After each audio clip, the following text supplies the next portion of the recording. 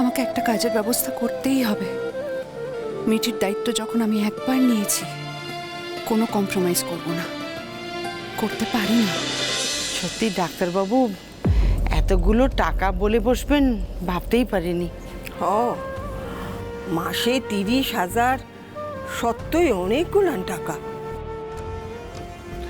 না মানে বলতে চাইছি যে যেচে মিঠির সমস্ত খরচ নেওয়ার মাথার দিব্যি তোমাদের কে দিয়েছে?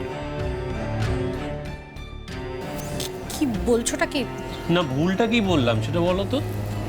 মানে আমাদের পরিবারেরই বাচ্চা নয়, তার খরচার দায়িত্ব আমরা নেব কেন? আমাদের পরিবারের হলে তাও কথা ছিল। আর এমন তো নয় যে মিঠি ভিখিরি বাড়ির মেয়ে, আরে বসু মল্লিক পরিবারের মেয়ে। ওদের রোজগার আমাদের চেয়ে 100 গুণ বেশি। ওরা কোটিতে রোজগার করে, আমরা হাজারে। মাসে 30,000 ওদের কাছে হাতের ময়লা।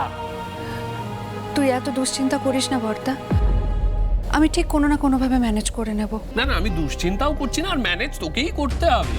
দেখ, আমি তো শুরুতেই বলে দিয়েছিলাম যে আমি এর জন্য একটা টাকাও এক্সট্রা খরচ করতে পারবো না। মনে আছে নিশ্চয়ই, শুরুতেই বলে দিয়েছিলাম।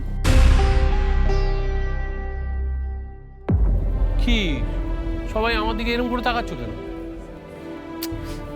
আচ্ছা ঠিক আছে, মানে মেরে কেটে মাসে কত, মানে আমি বড় জোর 1,000-2,000 টাকা অবধি দিতে পারি। তার চেয়ে বেশি একটা টাকা দেওয়াও আমার পক্ষে সম্ভব না। অনেক খরচা আমার, অনেক।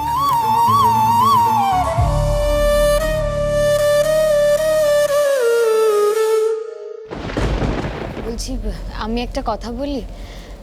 বলছি যে আপনারা প্লিজ টেনশন করবেন না। আমি প্রতি মাসে যতটা সম্ভব কন্ট্রিবিউট করব, অ্যান্ড আই হোপ তাতে অনেকটা ম্যানেজ হয়ে যাবে। পল্লবী মা, তোর বাপ যতদিন বেঁচে আছে তোর কোনো ভাবনা চিন্তা নেই, ঠিক আছে?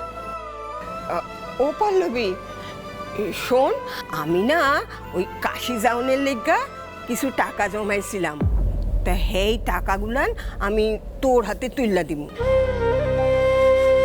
আরে বাবা, আমি কাশি যাইতে চাইছিলাম কেন, পুণ্যের লেগা তো। তা ওই টাকায় বাচ্চা একখান মাইয়ার যদি চিকিৎসা হয়, সেইটাও তো আমার পুণ্যই হইল নাকি? সবে মিলি করি কাজ, হারি জিতি নাহিলাস, তাই না বৌমা?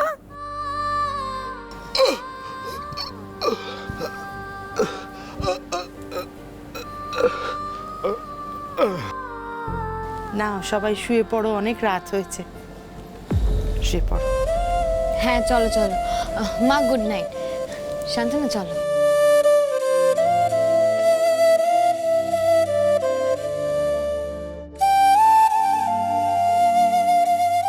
বাড়ির সবাই আমায় কত ভালোবাসে, সবাই আমার পাশে দাঁড়াতে এক পায়ে খাড়া, কিন্তু আমি কারোর ওপর বোঝা হতে পারবো না যে। যত তাড়াতাড়ি সম্ভব আমাকে একটা কাজের ব্যবস্থা করতেই হবে। মিঠির দায়িত্ব যখন আমি একবার নিয়েছি, কোনো কম্প্রোমাইজ করব না, করতে পারি না।